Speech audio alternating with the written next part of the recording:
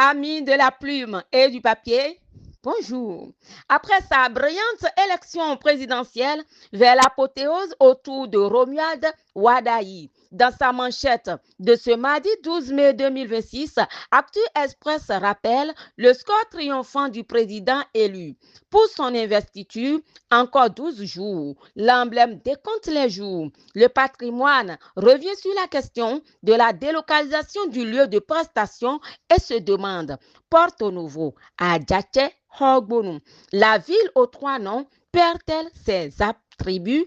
Question sans réponse pour le moment. Et nous filons vers une autre information. Appel à la libération des détenus politiques et adhésion populaire à la vision. Romuald Wadaï ou l'espoir d'une nation réunifiée. C'est un titre de Matin Libre. La vie politique nationale. Quid de l'animation pendant la trêve? Ce matin encore, l'informateur s'inquiète. Miwa Siro fait le point. Les forces Cori pour un Bénin émergent tournent dos à l'opposition et les démocrates s'y accrochent. Miwa Siro analyse que le départ de la FCBE de l'opposition laisse un vide immense que les démocrates, malgré leur volonté affichée, peinent à combler seuls.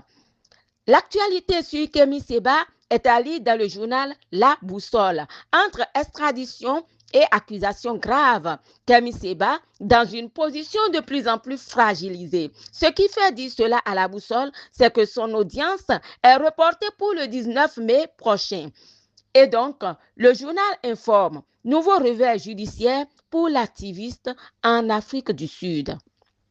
Alors que le journal régional de Pretoria devrait statuer ce lundi 11 mai sur sa demande de mise en liberté sous caution, l'audience a finalement été reportée. Une décision qui prolonge et accentue davantage les difficultés auxquelles l'activiste franco-béninois est confronté, explique La Boussole. Et puis, fausse annonce de recrutement. Les faussaires mis en garde. L'informateur prévient, après les dernières fausses annonces de recrutement et de formation lancées par des indélicats au nom de la DGIZ, de nouvelles dispositions sont envisagées pour appréhender les faussaires. Avis donc. Parlons économie. Marché postal en 2025 au Bénin, un chiffre d'affaires en hausse de 5,08%. Décryptage info détail sa manchette.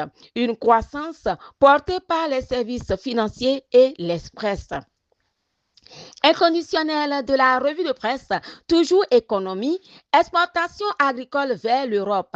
L'ananas béninois rappelé en France, la pièce 1 ouvre une enquête, révèle décryptage info. Nous parlons également sport, qualification mondiale féminin, Pologne 2026. Matin Libre a assisté hier au retour triomphal des Amazones U20. Les efforts du gouvernement sont ainsi récompensés par le sort des Amazones, se réjouit La Boussole. Et Romaine Kandonou, la capitaine, est une fierté du football béninois, écrit Miwa Siro. Ce sont des motifs de satisfaction pour la présidente, leur présidente donc, Chantal Aï, se réjouit Actu Express. Nous filons à l'international avec TV5 Monde. Restitution des œuvres pillées par la France. Ce qu'il faut savoir sur la nouvelle loi censée fluidifier le processus. TV5 Monde Info révèle que le Parlement français a littéralement adopté ce jeudi 7 mai, après un vote au Sénat, une loi cadre facilitant les restitutions d'œuvres pillées durant la colonisation française. Des œuvres réclamées depuis des années en Afrique. En prenant cette mesure, la France a l'ambition d'ouvrir une nouvelle page de ses relations avec l'Afrique. Au Nigeria, des dizaines de pêcheurs nigérians présumés morts après des frappes de l'armée tchadienne contre des djihadistes. TV5 Monde rapporte que des frappes aériennes de l'armée tchadienne contre des djihadistes ont tué des dizaines de pêcheurs nigériens sur les îles du lac Tchad, selon certains témoins. Ces îles sont contrôlées par Boko Haram et sont régulièrement la cible d'attaques djihadistes.